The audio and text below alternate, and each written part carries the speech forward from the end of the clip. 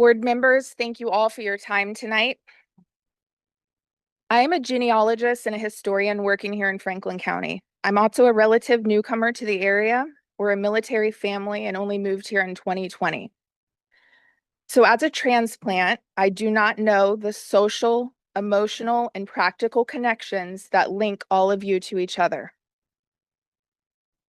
or to the larger area.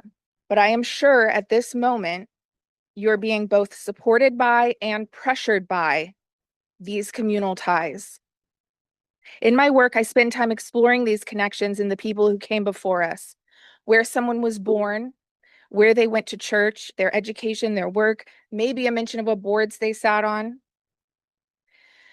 These ties show us the shape of a person's life as we look back on it from 200 or 300 years in the future.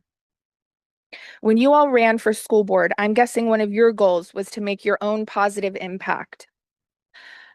I'm sure none of you imagine the massive responsibility that would fall to you, but you're here now, and you have the opportunity to make your mark in the history books. We're at a pivotal moment for our community. This is historic. I'm not being hyperbolic. We are all participating in history. Letters, social media posts, the minutes from this meeting tonight, transcripts, testimony, evidence, and how you respond to the evidence will live forever. Usually there is safety and security in community.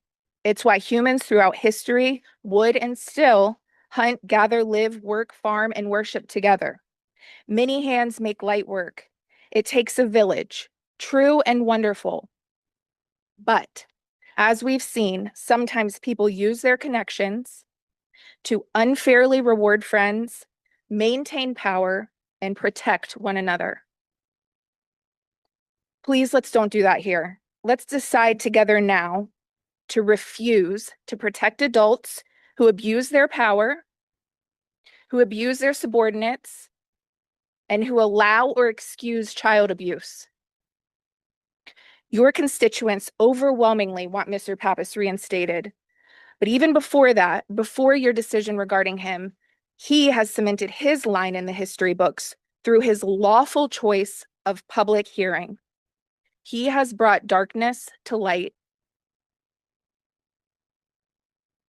That darkness, an apparent pattern of misconduct, deceit, and disregard, all to the detriment of our children, has caused your constituents to lose confidence in the superintendents.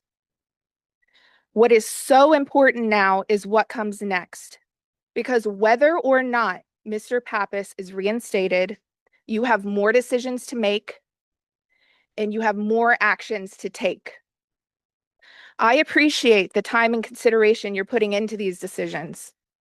You're making the decisions you're making on behalf of your constituents, because these historic decisions will not just impact a few individuals now, they will impact the Waynesboro area for decades to come.